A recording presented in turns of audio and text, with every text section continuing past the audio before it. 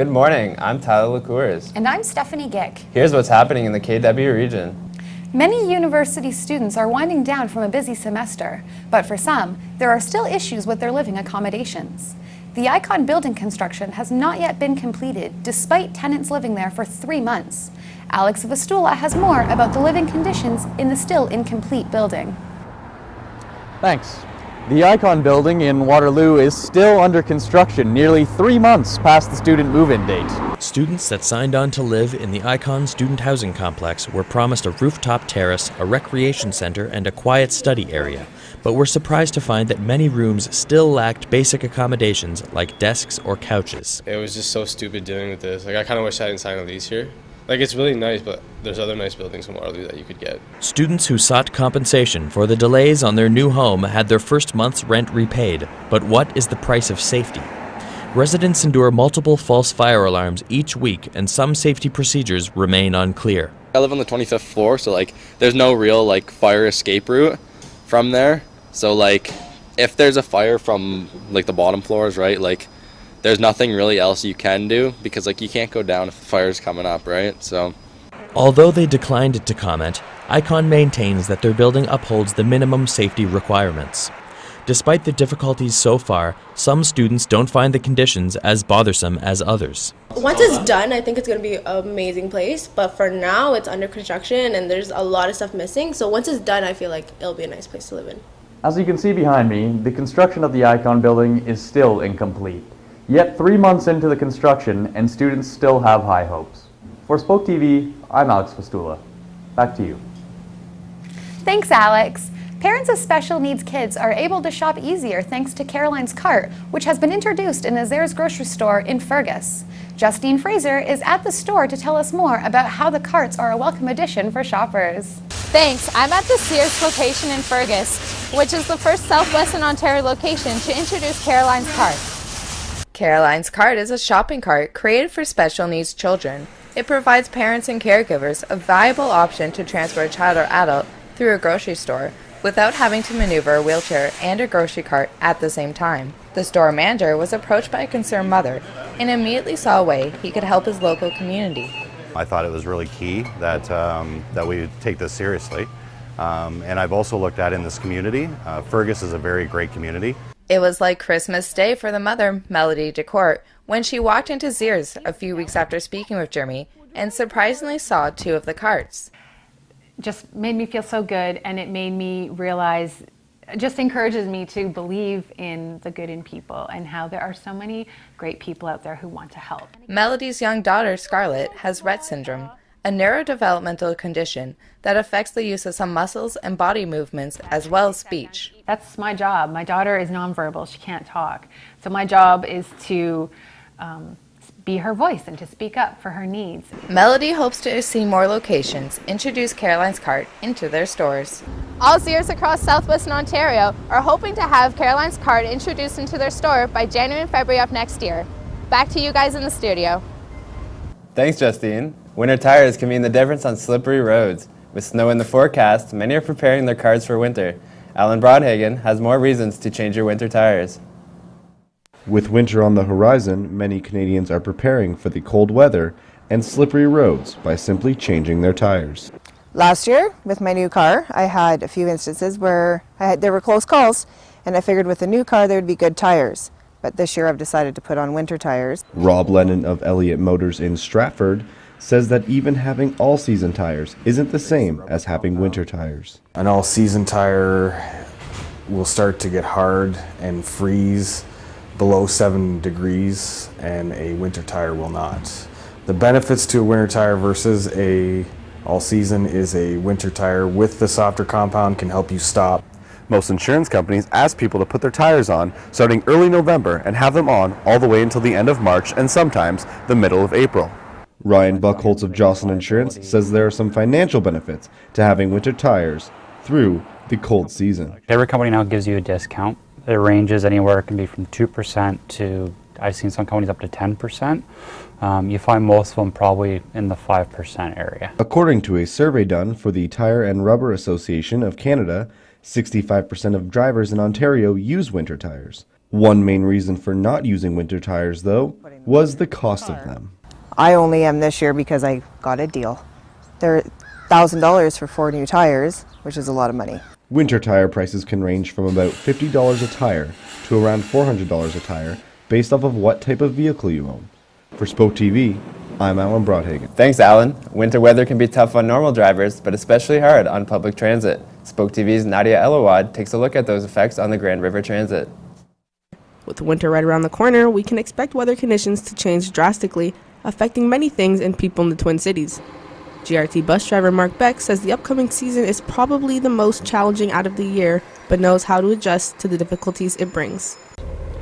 So especially with the colder weather coming, there's going to be a lot more slush on the ground. It's a lot harder to drive the bus. There are a lot of traction control features on the bus that help with that, but I find even when it rains, it's a lot more difficult. Hundreds of vehicle collisions were reported last winter, and Beck says this year will be no different. As weather conditions worsen, some things are non-preventable. Although most accidents are correlated, some do involve both public transportation and school buses. For SpokeTV, I'm Nadia Elawad. Homelessness is still a problem in the Waterloo region, but many people do pitch in to help those in need.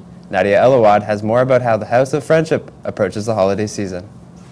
Many people see the holidays as a time to get together with loved ones, but what they don't see is what those less fortunate endure. A survey done by Bank of Montreal found that Canadians anticipate to spend over $1,800 each this holiday period. While some residents come together with family for food, cheer, and the exchanging of gifts, not everyone gets these opportunities. One formerly homeless individual explains the sadness they experience for missing out on Christmas. Not having a home or a family is so, it gets overwhelming for them, and they choose to just either drink themselves to oblivious or maybe, commit crimes. According to the Canadian Homelessness Research Network, at least 200,000 Canadians experience homelessness in any given year. In the Waterloo region alone, over 3,400 individuals live in emergency shelters or on the streets. A worker at the House of Friendship Men's Shelter says there's always a lack of key items around Christmas time. Warm hats and mitts. One thing that we don't get very much, because maybe people don't think of as much, is winter boots. Oftentimes the guys are out in the snow just wearing running shoes, so that's not always the greatest. It's not all gloom and doom. Over the last 3 decades, much progress has been made to improve the ability to keep people living on the street out of the cold. Recently, Cambridge lost a man who spent his whole life fulfilling this mission. And so he started with other people something called Welcome Aboard.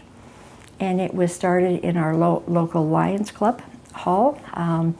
Every morning he opened the doors and they served coffee and day-old donuts. For SpokeTV, I'm Nadia Elawad. The semester is coming to a close, and that means some students are feeling stress. There are many activities offered by Conestoga College to help students unwind before their exams. Stefan Singh tells us about Health and Wellness Week at the Dune campus. Health and Wellness Week was last week, and Conestoga College helped students relax with a spa day. Students were able to get a free manicure, a yoga session, a massage, and there was an oxygen bar. With exams right around the corner, students took full advantage of the event. Conestoga student Patricia Pajak explains why it's good to de-stress when life gets busy.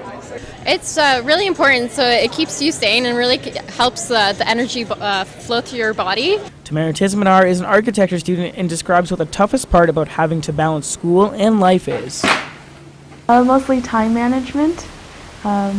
There's a heavy workload in my program, so just managing everything, and I also have a full-time job. Here at Conestoga College, they offer different services to help students de-stress throughout the school year, like career advice, accessibility, and counseling services. Of the many methods to relax and de-stress, Carla Rivera from Amma Yoga believes that yoga is a very important part of taking care of yourself. I mean, it's about quality of life, right? So we want to live a life that feels good. We want to live a life where our mind feels clear. Through Conestoga Student Incorporated, Conestoga offers massage therapy at a discounted price for students.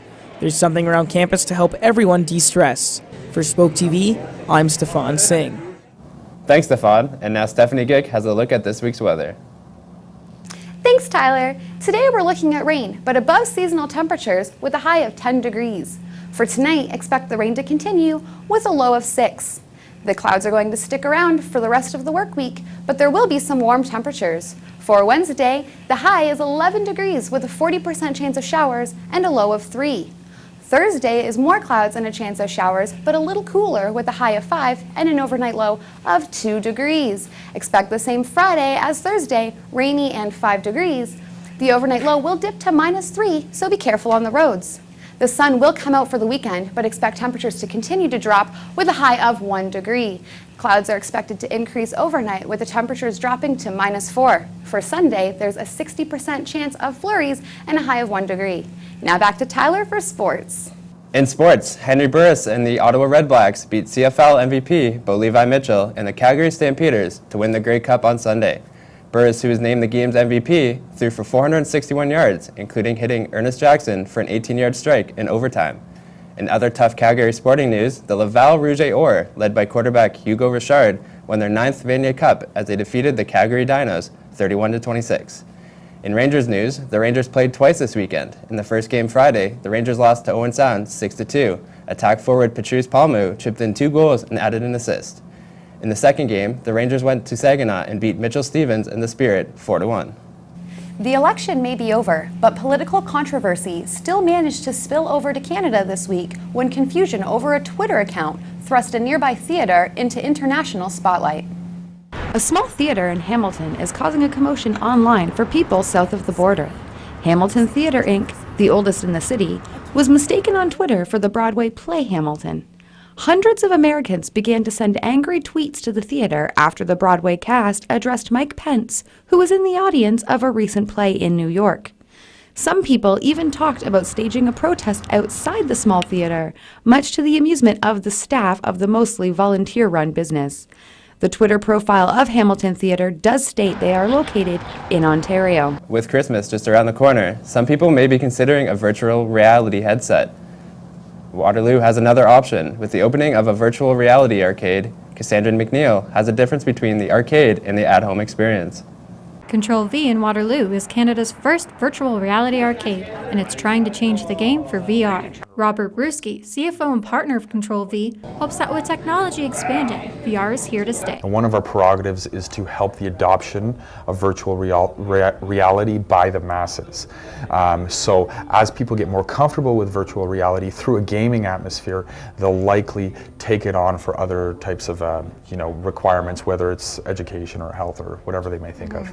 $25 for a session at Control V, or $1,300 to $500 for your own personal headset. What's the difference? A lot of the headsets that people buy at like a general retailer where you just sort of slide your phone into, the experience on that is very minimal. It's sort of more of like a movie. You're looking around, just seeing what's happening around you. With stores like Best Buy and Chapters selling VR headsets for smartphones, Sasha Heidelberger praised the arcade for bringing something different to the experience. I prefer to come and get the full-on professional experience with the virtual reality that these guys have here, and I'm not really into the knockoffs and that kind of stuff. You come here, you get the full experience of virtual reality like no other.